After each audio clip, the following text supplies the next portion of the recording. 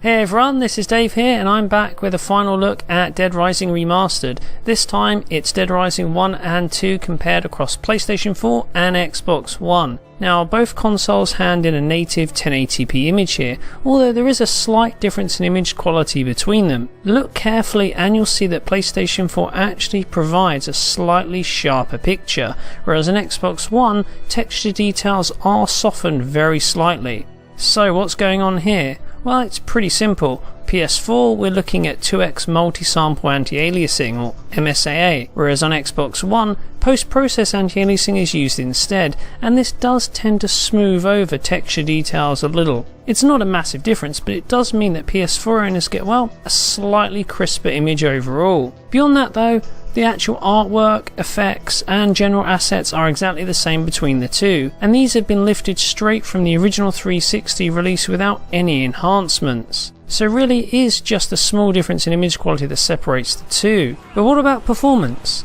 Well, this is where things get interesting. Both versions actually target 60 FPS update. On PlayStation 4 we see the use of adaptive VSync though, which means we do get tearing on screen when the engine can't quite hit 60, and this results in a slight screen wobble from time to time. On Xbox One though, the presentation is kept fully VSync throughout. The downside here is that the GPU actually has to wait for the next refresh if it misses the 16.67 milliseconds window to render out frames at 60 frames per second, and that means we do see more judder on screen. In that respect, in more demanding scenes, it's actually the PlayStation 4 version that provides the smoother gameplay experience. There's less judder and the controls do feel a bit better.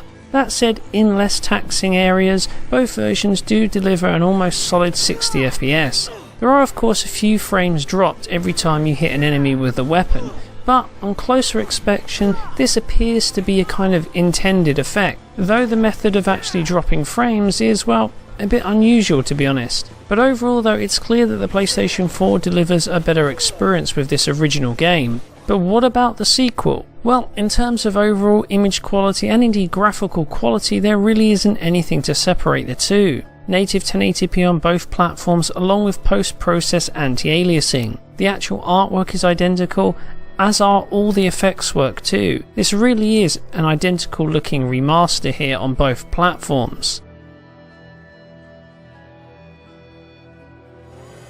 Where we see a noticeable difference is with regards to performance. Once again, both versions are targeting 60 frames per second, and VSync is constantly enabled as well, so there's no tearing. However, the difference here is that the experience is generally a lot smoother on Microsoft's platform. Now this opening scene sees both versions drop down to around 45 FPS.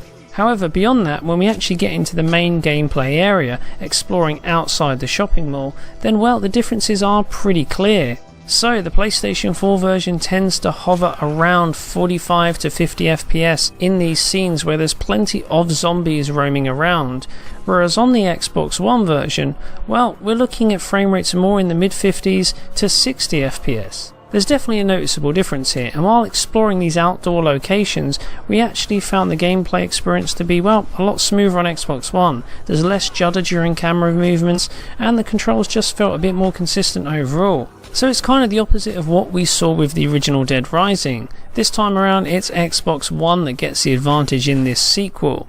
Moving on to cutscenes though, and both are pretty similar. We notice slightly more frame pacing issues on the Xbox One version, but the PlayStation 4 game isn't perfect either, and these hitches do appear on both consoles, and in fact they do tend to vary from scene to scene. Cutscenes are limited to 30 FPS in this sequel. So that about wraps it up.